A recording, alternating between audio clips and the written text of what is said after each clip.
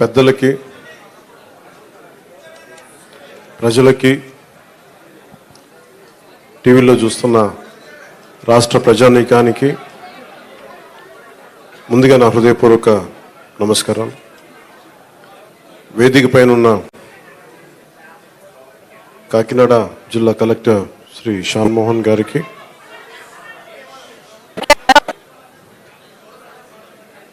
BJP నాయకులు కృష్ణరాజు గారికి, తెలుగుదేశం నాయకులు మాజీ ఎమ్మెల్యే శ్రీ వర్మ గారికి, జనసేన ఇన్ఛార్జ్ శ్రీ మర్రిరెడ్డి శ్రీనివాస్ గారికి హృదయపూర్వక నమస్కారాలు. కాకినాడ రూరల్ ఎమ్మెల్యేన పంతం నానాజీ గారికి కూడా నా హృదయపూర్వక నమస్కారం. ఈ పెన్షన్ల పంపిణీ కార్యక్రమానికి ఇంత బందోబస్తు నిర్వహిస్తున్న పోలీస్ అధికారులందరికీ, ఎస్పీ గారికి అందరికీ నా హృదయపూర్వక ధన్యవాదాలు, నమస్కారాలు. ఎలక్షన్స్ అయిపోయి రిజల్ట్స్ వచ్చిన తర్వాత ఇదే మొదటి నా విజిట్. ఇది ఇందాక కృష్ణరాజు గారు మాట్లాడుతూ ఉంటే ఎలక్షన్ రిజల్ట్స్ వచ్చినప్పటి నుంచి ఇప్పుడు దాకా రాలేదు అని, అది పోయింది అంటే నేను ఒకటే పెట్టుకున్నాను. ఎలక్షన్లు గెలిచిన తర్వాత నాకు లోపల నుంచి ఏముందంటే నాకు ఊరేగింపులు చేసుకోవడం నాకు ఇష్టం లేదు. నాకు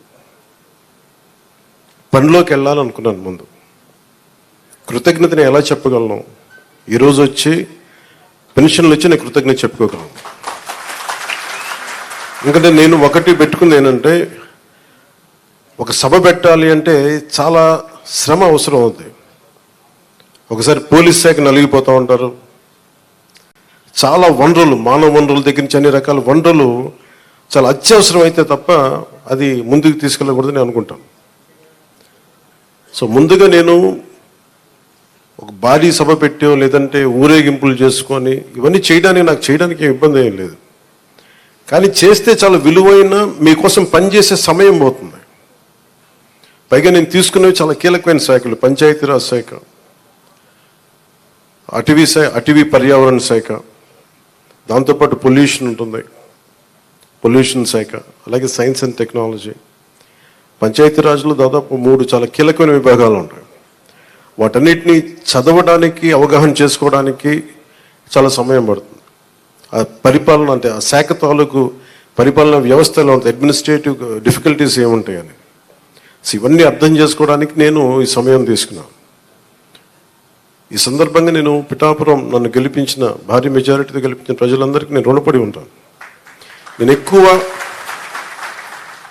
ఎక్కువ మాటలు చెప్పి తక్కువ పని చేయదలుచుకోలేదు, తక్కువ చెప్పి ఎక్కువ పని చేయదలుచుకున్నాను. ఇది మొన్నదాకా మనం తిట్టుకున్నాం, గత ప్రభుత్వాన్ని విధానాలని మనం అనుకున్నాం, విమర్శించాం. ఇప్పుడు ఛాలెంజ్ ఏంటంటే, మనం ఏ ప్రామిసెస్ అయితే చేశామో, ముఖ్యంగా ఇందాక మన దివ్యాంగుల మనకి సోదరి మాట వింటా ఉంటే, నేను ప్రతిసారి జనవాణి కార్యక్రమానికి వెళ్తున్నప్పుడు ఎన్నోసార్లు వాళ్ళు కూర్చొని అవగాహన చేసుకున్నాం.